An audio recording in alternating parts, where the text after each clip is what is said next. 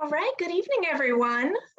Welcome to our third speaker event in our Housing Access and Affordability speaker series. Thank you all for joining us tonight. Just a few logistics before we get started. As we go throughout tonight's presentation, please place any questions that you have in either the chat box or the Q&A box. We are recording this session and we'd like to make this recording available afterwards. I'd like to take a moment to thank our funders, the Department of Housing and Urban Development, the City of Lancaster, and the Lancaster County Housing and Redevelopment Authorities for making this speaker series possible. We do have ASL interpretation for this evening's event, which you should see on the screen. Before we get started, I'd like to invite Shelby Nauman, Tenfold's Chief Impact Officer, to say a few words. Thanks, Brittany. We're so excited to have Allie Cannington join us to further key conversations about how fair housing issues impact our community. Through our work at the Housing Equality and Equity Institute and Tenfold, our goal goes beyond educating individuals about their fair housing rights and responsibilities, but also so we can better understand the policies that have limited housing opportunities for people in our communities. We also want to work to expand those opportunities for stable housing and financial security for everyone in our area. I want to take just a minute to tell you about our organization, Tenfold. Tenfold is the uniting of two established and robust organizations you might be familiar with: Tabor Community Services, which was founded in 1968, and Lancaster Housing Opportunity, which was founded in 1994. So combined, we have about 80 years combined of serving our community. The leadership of both organizations began exploring the idea of a merger in 2019, and in January of 2021, we officially united and became Tenfold with the goal of greater impact for our clients, our funders, and our partners. By collaborating as one team, we can take a holistic approach to serve as your trusted community partner focused on achieving quality, fair, and affordable housing for all people in 4 ways: proactive coaching, education, lending, and advocacy. We provide services that include homeless outreach, emergency housing, supportive housing, landlord and tenant resources, financial empowerment programs and counseling, neighborhood revitalization, specifically the So We initiative, and also community lending. At Tenfold, we are committed to sparking the power in all people to achieve equitable housing and financial security. We walk alongside our clients and help them unlock a brighter future. By collaborating as one team, we can take this holistic approach and serve as your trusted community partner. Now, it is my great honor to introduce our speaker for this evening, Allie Cannington. From the Bay Area, Allie Cannington is a white, Jewish, queer, disabled activist and organizer. As the Kelsey pioneers disability-forward housing solutions, Allie leads their field building efforts to increase disabled participation and leadership across housing policy and practice. Allie also spearheads community engagement initiatives for the Kelsey's housing pipeline and convenes people with and without disabilities to advance disability forward and equitable housing solutions across California and the nation. And with that, I will turn it over to Allie. Good evening, everyone. Thank you so much for having me, Shelby, Brittany, and the whole of Tenfold. As you mentioned, my name is Allie Cannington. I use they, them, and she, her pronouns, and I'm really humbled to spend this hour with y'all to talk about and explore what we at the Kelsey call disability forward housing. And today we're going to explore specifically how all of you on today's call and everyone around the country can embed inclusion and equity from the start in housing. And so just to practice accessibility across the board, I want to first give a brief image description of myself for folks who may need it to further access today's space. So I'm a white, queer, femme presenting person with bluish, dark brown hair, aviator glasses, and some piercings, and I'm wearing a black and white Black Lives Matter shirt, and I have a virtual background that has the Kelsey logo. So what are we gonna talk through today? We are going to understand a bit about the problem facing people with disabilities across the country in the context of the housing crisis. And then from our vantage point at the Kelsey, we're going to share some of our learnings about how to embed equity and inclusion from the start. And then we're going to talk about some ways to stay connected. But before I move forward, I want to just declare a few things. One is that I'm going to be using two types of terms to describe people with disabilities today. I'm going to be using identity first and person first language. And that means I'll be saying people with disabilities as well as disabled people.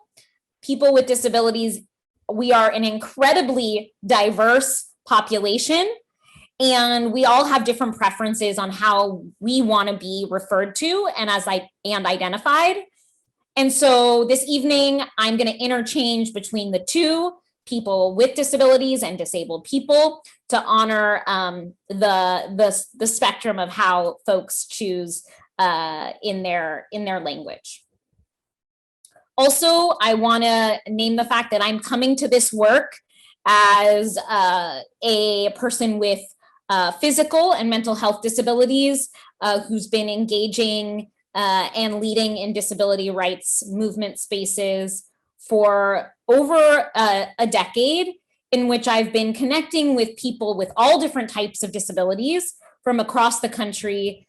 And over and over and over again, as all of you know on the line, housing that is affordable, accessible, and inclusive to all of our diverse bodies, that continued to be a top priority issue of people with disabilities around the country. And so I come to you with those relationships that I've connected with across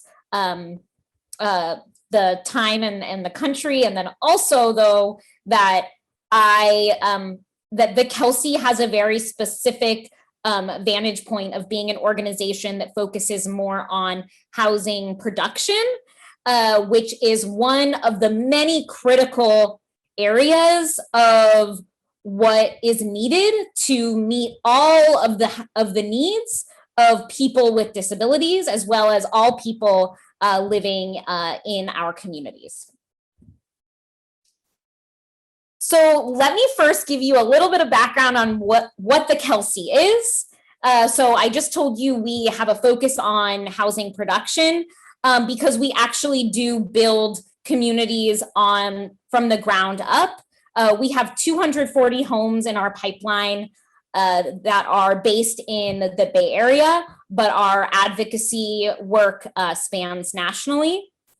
And we are an organization that pioneers what we call disability forward housing solutions that open doors to homes and opportunities for everyone. And when we say disability forward, that means that we put the leadership and the diverse needs of people with disabilities at the forefront of our housing work. And as a result, everyone else benefits. A common phrase that is used to describe this concept is called the curb cut effect. So for example, we all encounter curb cuts in our, hopefully, fingers crossed, around our local communities that help us move about our neighborhoods. And although curb cuts were specifically first built for wheelchair users, they benefit everyone, including parents, strollers, people who use all different types of devices to navigate through their neighborhoods. And so at the Kelsey, we have a dual mission of both building communities on the ground, piloting new models of disability forward housing solutions, and then that directly informs and validates what we learn to be areas for policy change at the state and national levels. And then that also reinforces the work that we are doing to build a housing field that is more representative and accessible to disabled leaders, and that the field building work, the on-the-ground development work, and our policy change work all supports and enables one another to what we believe will create the policy and market conditions so that affordable, accessible, and inclusive housing can become the norm. And on this screen, you'll see the Build Communities, Change Systems, and Disability Forward Field Building is in I'm trying to do an image description for access. It's a diagram where there are arrows connecting each of the shapes to show how they all connect with each other. And then to the left, there's a photo of me in my wheelchair holding a laptop of one of our colleagues, Isaac, during a virtual meeting, and we have masks on. And so I also wanted to share that when the Kelsey talks about disability, if I'm talking about disability generally tonight, I am talking about the diversity of disability, or what we often say as cross disability. So we're not focusing on a particular diagnosis or a particular type of disability. We're talking about the broad stroke of people with all different types of disabilities, whether that be physical, mental health, sensory related disabilities, chronic illness, intellectual developmental disabilities, learning disabilities, the list goes on. And then when we talk about specifically subgroups of disability, of the disability population, I'll explicitly say that. But really generally, we are talking about the largest minority in this country, people with disabilities.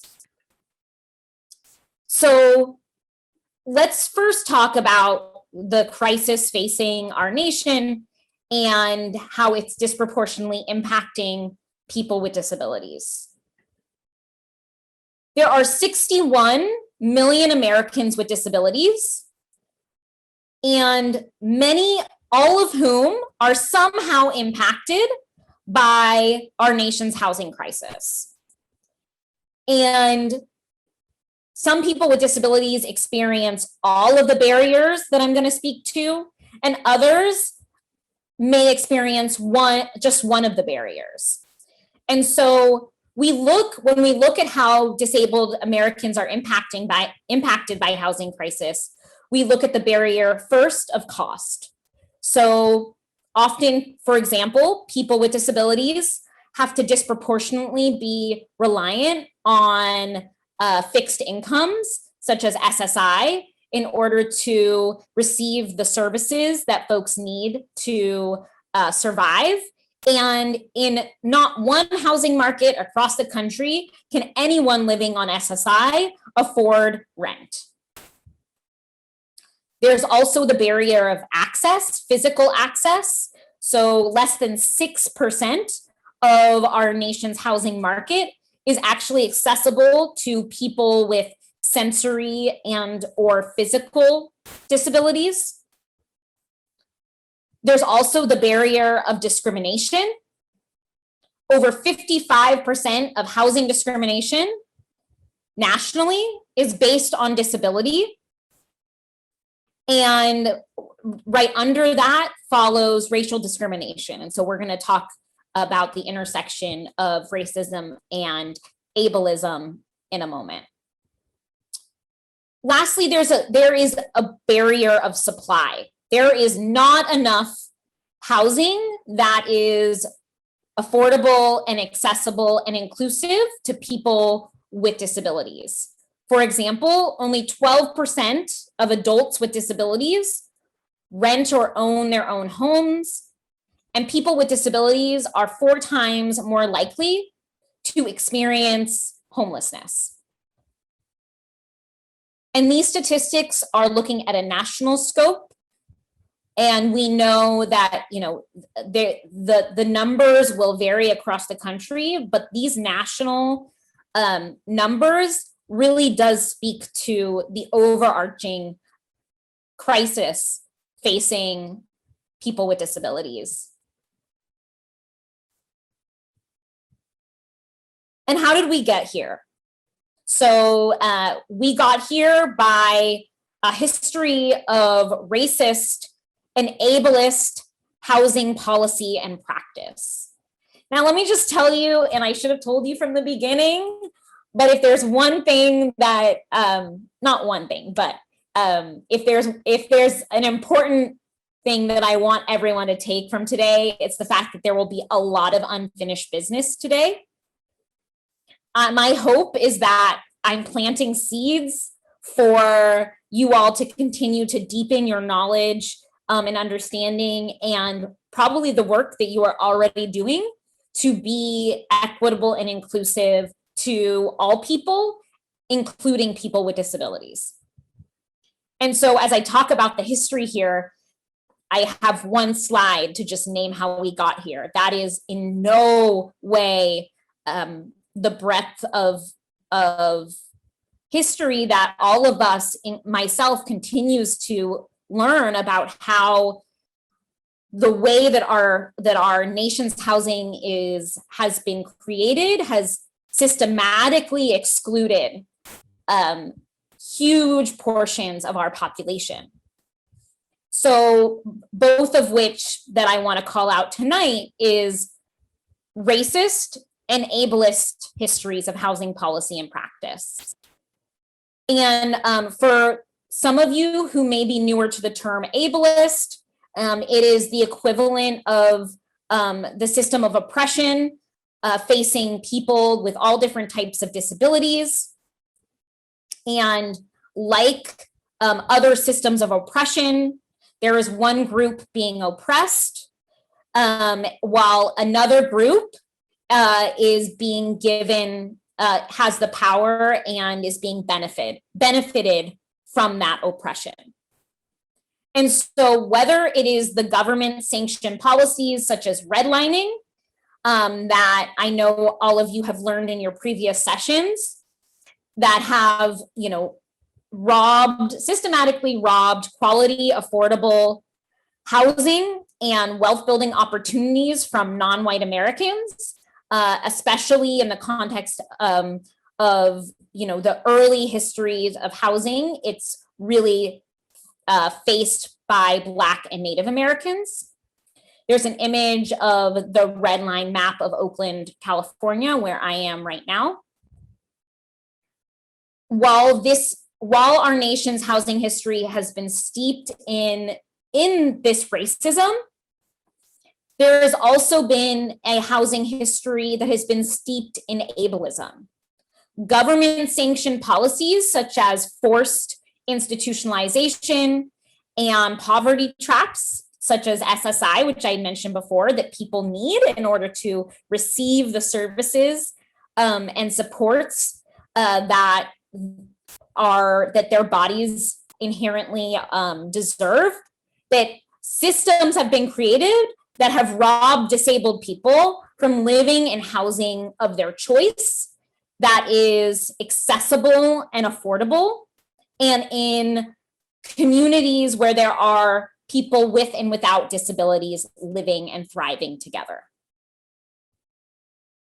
In fact, I want to pay homage to the fact that today is the anniversary of the Supreme Court decision called the Lois Curtis versus Olmsted.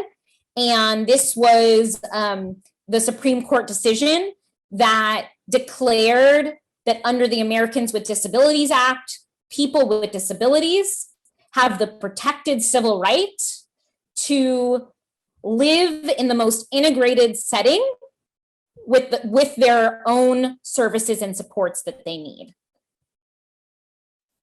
And although we are celebrating the anniversary of Olmsted, like the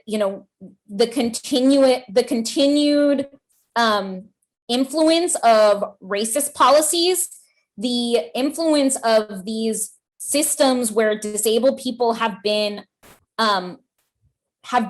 mistreated and segregated, they continue to have ramifications today. And so when we talk about disability forward housing solutions, we have to look at the intersection of how we have to serve and center multiply marginalized people with disabilities, particularly people with disabilities who are also experiencing racism, Black, Indigenous, Latinx, Asian, Pacific Islanders, and other people of color with disabilities. Sorry, there's a typo on the slide there. And additionally, as a response to these racist and ableist histories of housing policy and practice, there have always been and continue to be people-led movements that have been creating change within and outside of these existing systems and structures of housing.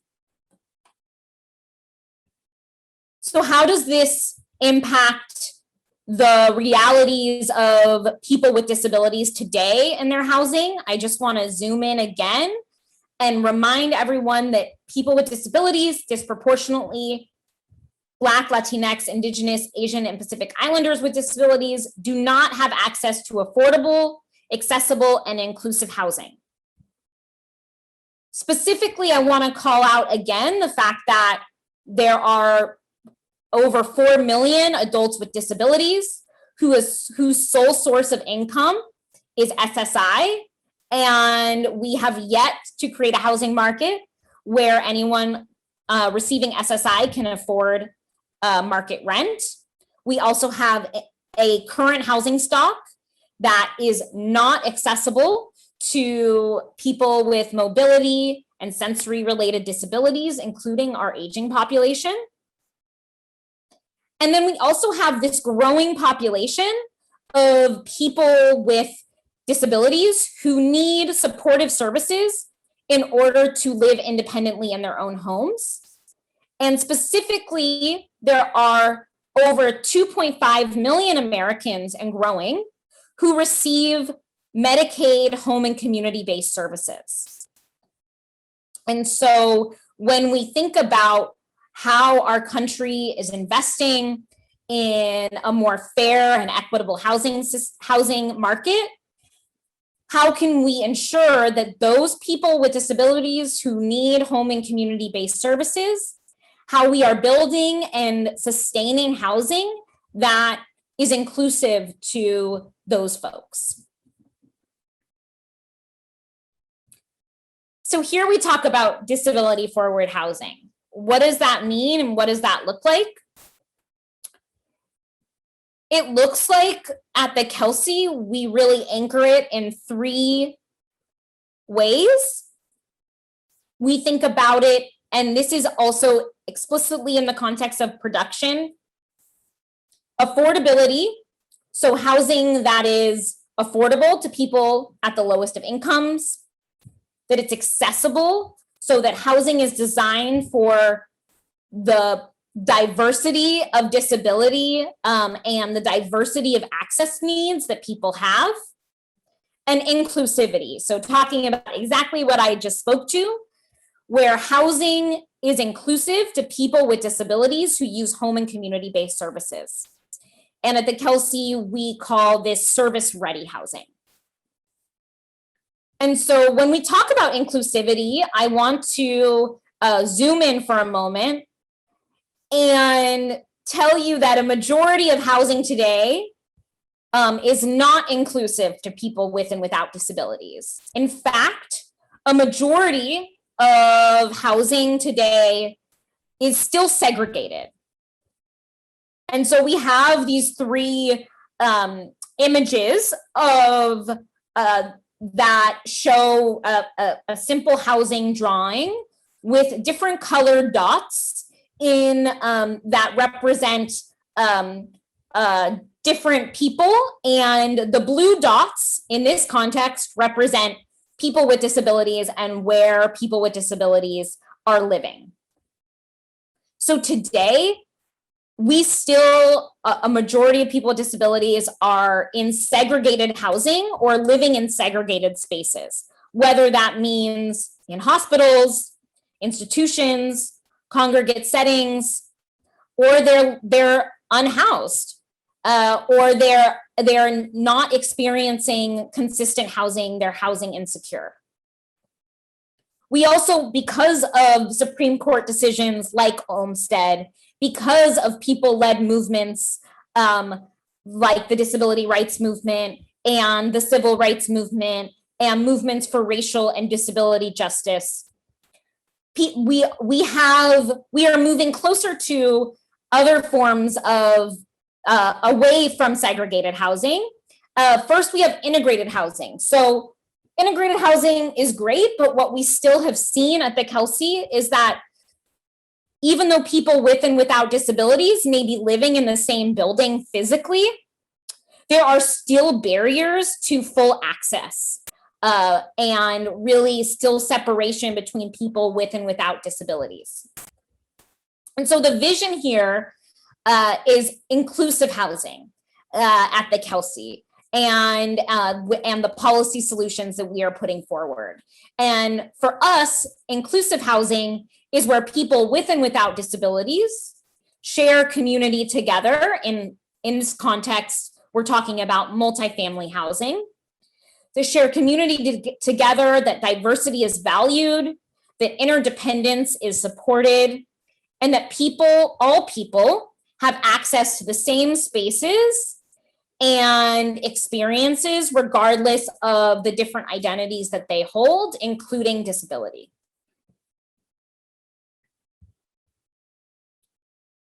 And so what does a disability forward approach to housing give us? It is housing that must be affordable, accessible, and inclusive to people with and without disabilities, regardless of their level of support needs that they may need to live their daily lives.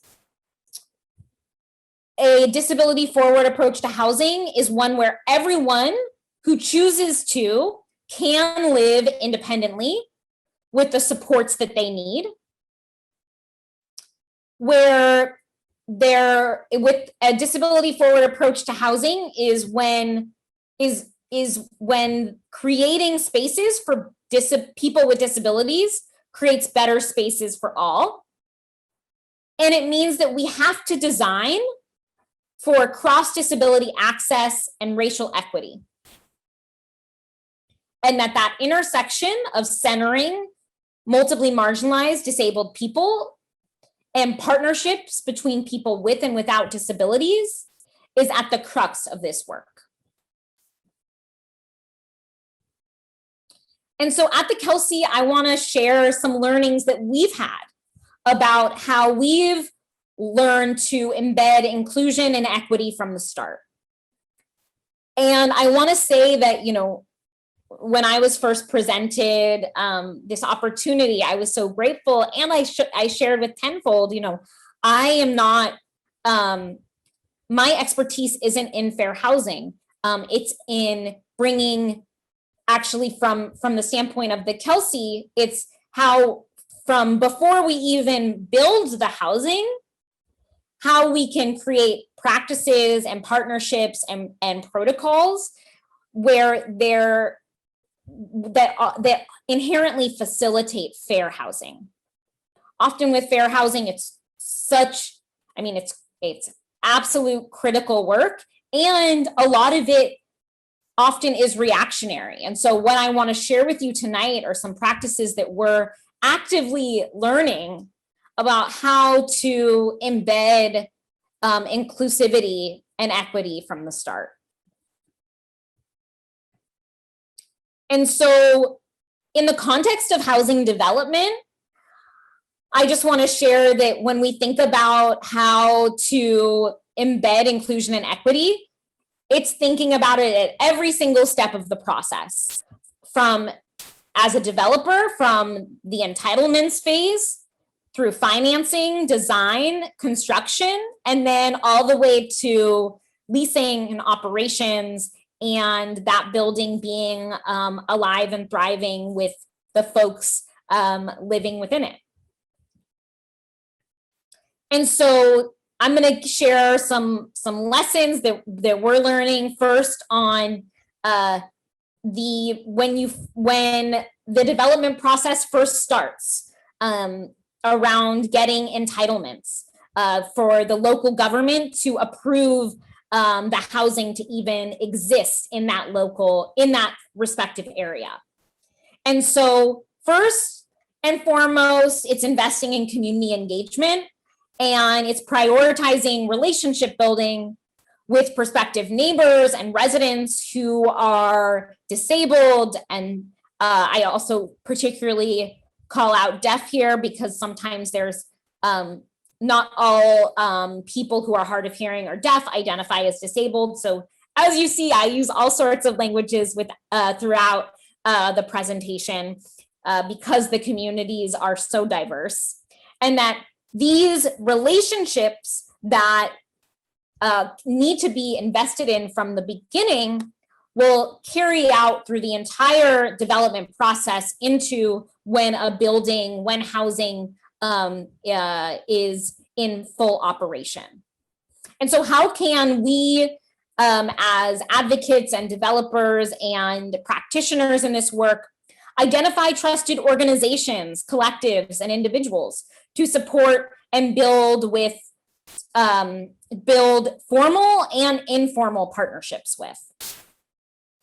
How can, in the local neighborhood that the housing will be in, how can the community engagement center those impacted by the racist and ableist histories within those specific neighborhoods?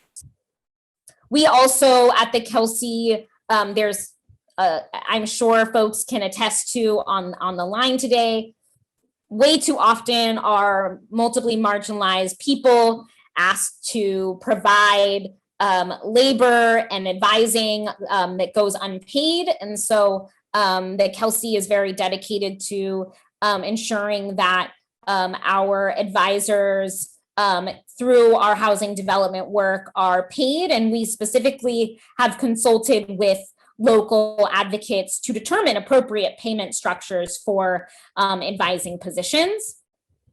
We also work to host accessible events related to our housing work and create accessible materials for any community engagement efforts that are in all required languages, of course, within your respected area, but also going beyond that to providing what we call plain language versions of your materials, and that's specifically geared towards folks who may have intellectual and developmental disabilities, or who may have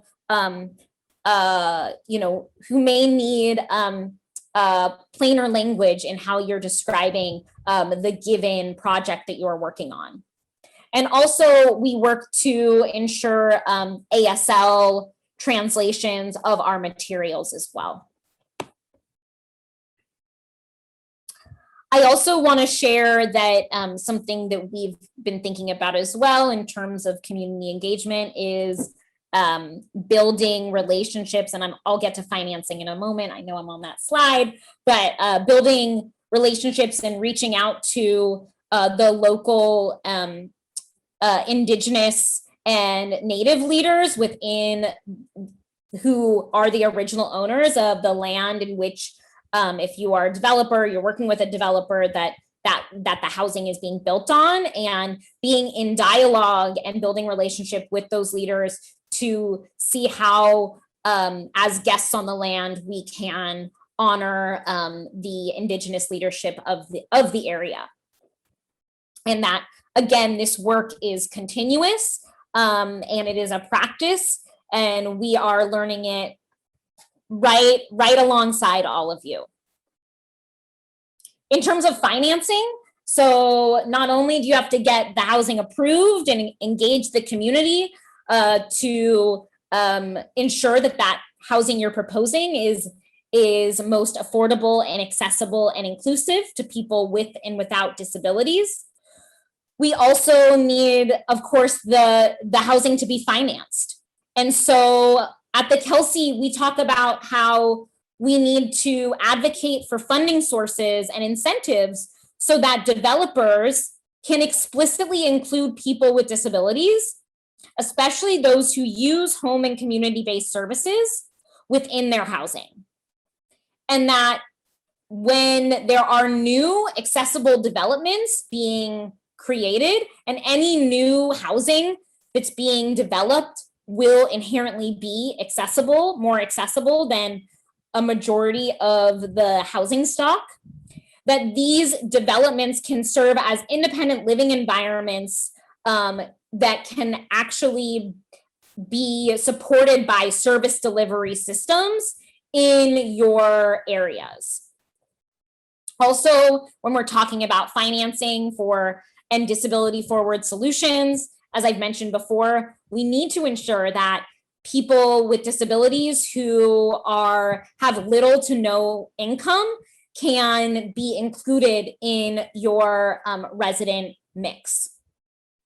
Also, how can there be formal and informal partnerships with home and community-based service provider systems so that not only can there be supports related to services that can be financed outside of the housing cost, but also so that when the housing is operated, that there can be partnerships developed so that people with disabilities who receive services can feel that their needs and the services that are coming maybe in and out of their homes are understood and affirmed by the housing they are living in. Design. So after you get your housing approved and you work on your financing, design is also happening. And so it's critical to have a change of perspective and practice that moves away from compliance, because that's whenever people think of designing accessible housing, it's often rooted in fear, like how do we not get sued, right? That inherently sets a precedent that including people with disabilities is one of not opportunity, but one of fear, that providing that, if you make a mistake, then there's a fear of lawsuit. And how can we just turn the tables on that and say, actually, building accessible housing that even goes beyond the minimum requirements of accessibility benefits all residents, including people with and without disabilities. And so when we think about disabilities forward solutions in design, we also don't just think about the dwelling units and the interior and exterior of the building itself, but we also think about how people with disabilities can be engaged in the design process. Where is the future location and site of the housing? And how can there be thought around ensuring that there is connection to services and transit and other critical amenities that often disproportionately benefit people with disabilities. When considering design, how do we go beyond just thinking about wheelchair users? Because often that's just the automatic assumption, but thinking about impact areas for accessible design, where that considers mobility, height, hearing and acoustics, vision, health and wellness, cognitive access, and support needs. And of course, I'm going to say this time and time again, like this work, including the design process, must be created in partnership with people with disabilities, and particularly Black and Brown people with disabilities. And this is an opportunity to hire on universal design consultants and disabled run and Black, Indigenous, and folks of color run businesses. I also want to plug here an opportunity for you all to engage with the Kelsey beyond today, which you can in general, but specifically around design. So the Kelsey has created, in partnership with Mikatin Architecture, multiple architects around the country and 10 disabled consultants who have created housing design standards for access and inclusion that it's about to be launched. So I'm going to put the link in the chat for all of you. There's going to be over 300 elements that provide and define an implementable progressive approach to designing accessible and inclusive multifamily housing. And so you can sign up now to receive more information and to see how you can use these standards, learn from these standards in your own local communities. And it's not just about, again, like the physical design of the housing. We also talk about design in terms of programs and amenities. Last, but certainly not least, when we think about after the housing is designed and its construction, we lead up to move-in. And so from affirmative marketing, the application process, leasing to move-in and operations, there are a myriad of disability-forward solutions that can be implemented.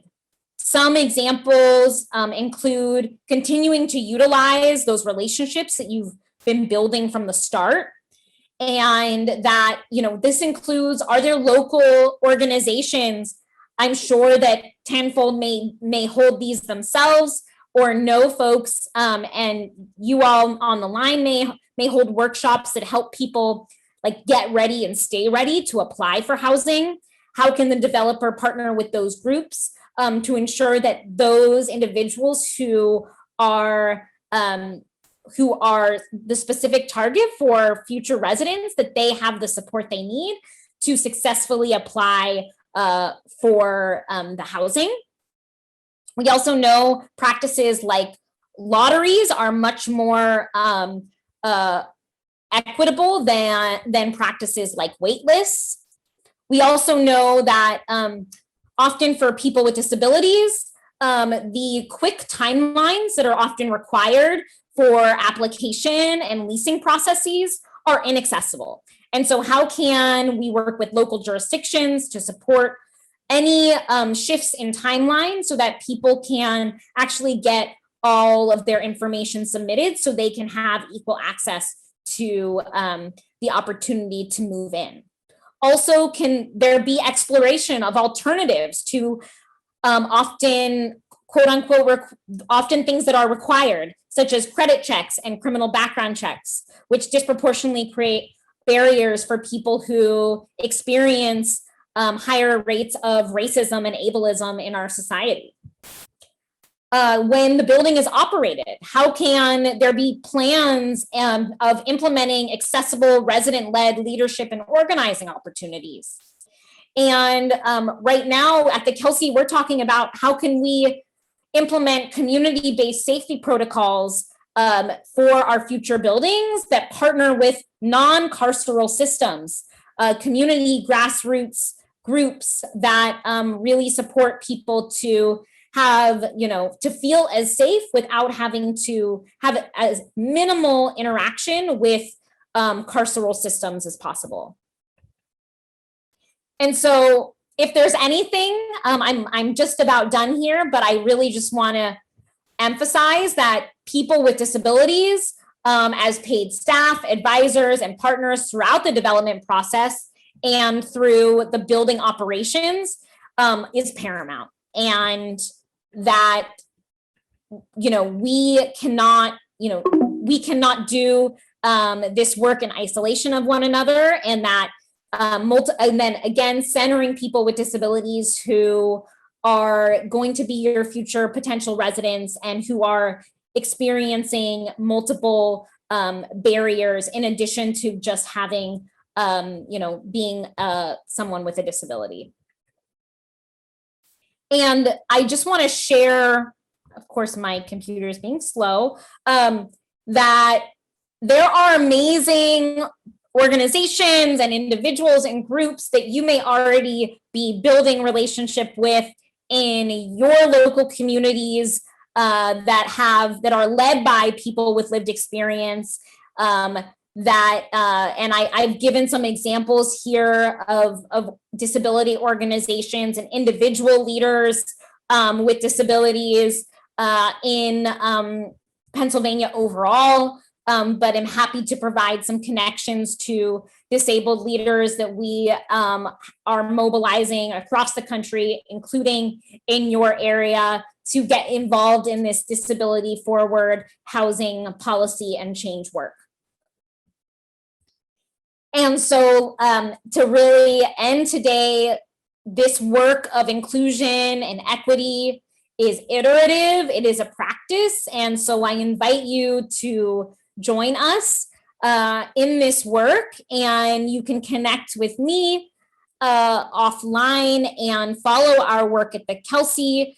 My email and phone number is there, and hopefully we have some time for some question and answers, but no, there's lots of unfinished business today, and I can't wait to continue this conversation with y'all.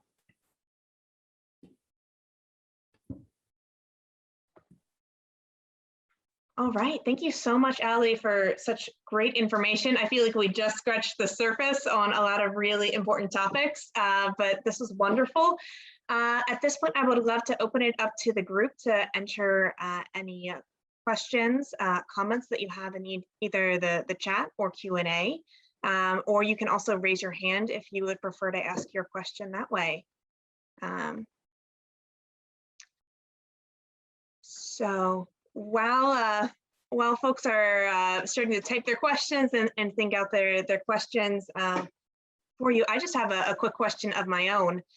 You had mentioned the importance of alternatives to credit and criminal background checks, which we know have disparate impacts on folks in protected classes based on fair housing. I'm curious if you have any specific recommendations on practices that housing providers can use. Yeah, I think we are asking ourselves the same questions. And so I think for, we're currently in conversation with the cities that we are building our housing in to discuss what alternatives can be possible. I know that, you know, one of the ways that we're, so my answer is we don't have an answer yet. And that how do we, and a part of it is through the relationship building that we're doing now. We're actually in conversation with these organizations who are even more proximate to the communities that are disproportionately impacted by these barriers about what these solutions can be. And so for us, it's like, how do we, through the relationship building with our funders, with the local city, with community and grassroots leaders on the ground, that the message is that if we actually want to create this disability forward housing that the city has invested in, it means that we have to also be creative and do these things. So I would love, as you all continue to explore solutions, please share, and I will do the same. All right, thanks so much. I would encourage folks, as they have questions, please feel free to go ahead, put them in the question and answer, as well as the chat. Let's see, I see we've got a comment. One of our attendees found it very informative and learns a new term, BIPOC.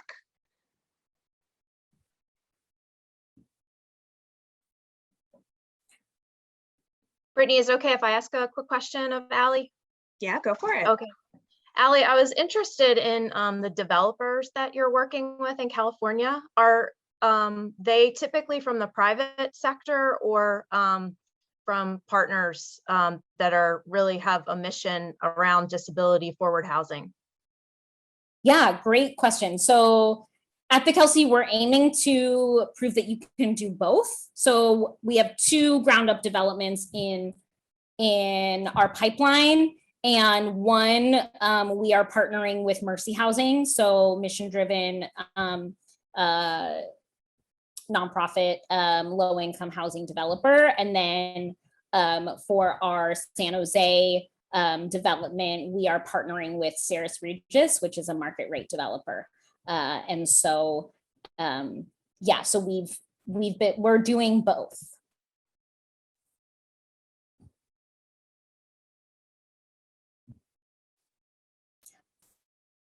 It's hard to believe that y'all don't have any questions. I wish I could see y'all's faces. But I know I threw out a lot of information. And so I'm, again, happy to break anything down, or I'm very open about anything. So feel free to ask. You are so correct. Individuals with SSI income find it very difficult to find adequate housing. Absolutely. And you know, what we're working on in terms of advocacy is, you know, affordable housing. Often when the term affordable is thrown out there, it's not actually includes affordable to people, for example, on SSI who are majority people with disabilities. So how can, from an advocacy perspective, how can we, you know, encourage deeply affordable housing? And there's opportunities to get involved in advocacy in your local areas around this, as well as on a state and national level. I'm like, I know I'm facilitating the questions. I see them. You want me to answer? Want me to read them aloud, Brittany? I see you. Yeah, go for it. That'd be great. So Jeffrey, so how did the Kelsey get its start on its first project? So the Kelsey was founded by my colleague Michaela Connery and her cousin Kelsey Connery, and Michaela's work actually started from an academic perspective, and then partnering with her cousin Kelsey on creating envisioning a model of housing where people who have the deepest affordability need, as well as the highest level of support needs, can live in the community in accessible, inclusive housing. And so Michaela did research around the country around the current models of housing particularly for people with disabilities. And it was a majority, and still is, like majority segregated housing. And so so it led, after doing research at Harvard, she came to realize that there really is a need to create the model on the ground. And that was the founding of the organization. And then we got our first development in San Jose, and it's really been, you know, again, I can't say it enough, the partnerships piece. We would not be where we are today without the relationships, and particularly the cities and counties who have believed in the mission, because what we're doing is outside of the typical scope of what affordable housing often looks like.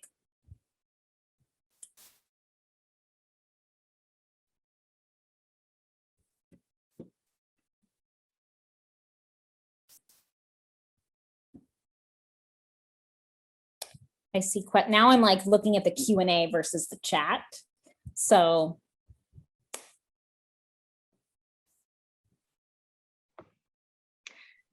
Yeah, I do see there is a question that's a little bit more focused on Tenfold's work. And the question is Tenfold working currently with any HCBS providers on housing? And if not, how do you see this happening? We do partner with folks that are providing these services through the Section 811 program.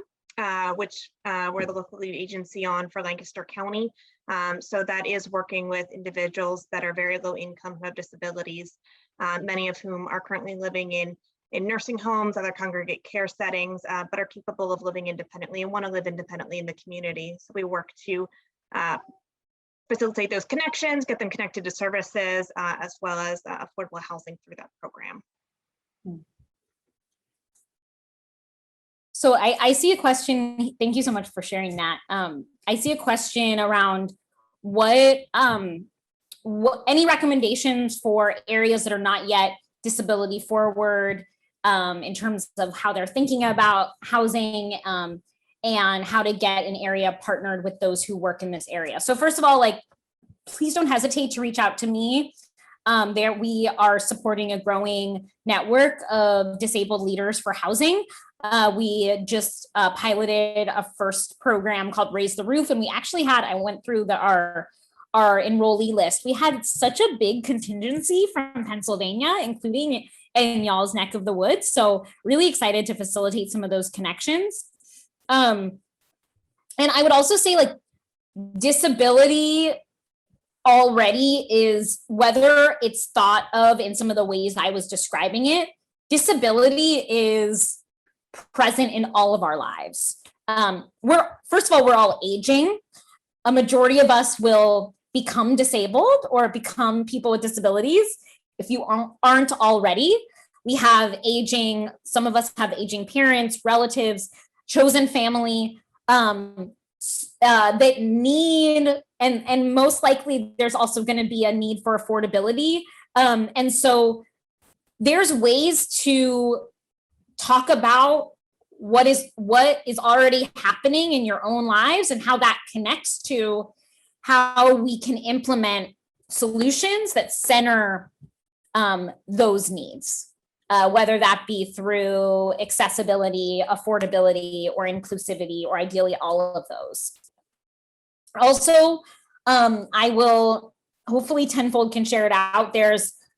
I learn the most by listening and following disabled leaders online, and really listening and learning to folks who may even be living, hundreds of miles away, but that when we expose ourselves to different ways of thinking about how we can build and create spaces, it will influence the way we do our daily work. Yeah, I'm happy to share out any resources that you want to provide, any connections that you want to make, definitely. And I will just answer, so are there some disabilities that would make it difficult to live in this setting? So at the Kelsey, we believe fundamentally that with the access to the affordable and accessible and inclusive housing, along with a robust service system that we have a lot of work to do in that area, that we believe that anyone, whether someone needs 24 hours of support a day or just 1 to 2 hours of support, that we can create housing where everyone is welcome and has the opportunity to live and thrive.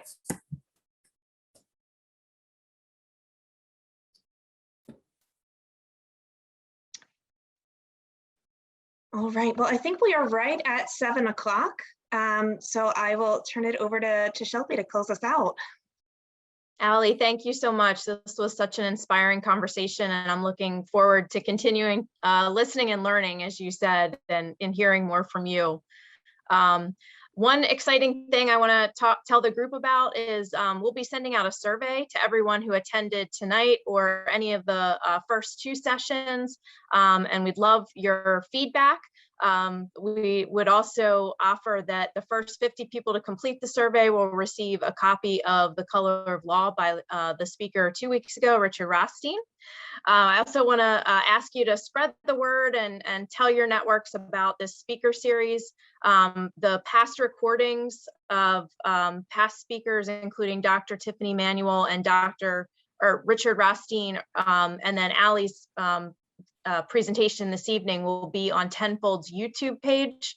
You can also follow advocacy efforts and the work of Tenfold on the Tenfold social media and the Coalition for Sustainable Housing social media pages. So we would love for you to help us get more people part of this conversation. So with that, I will tell you to please have a great night.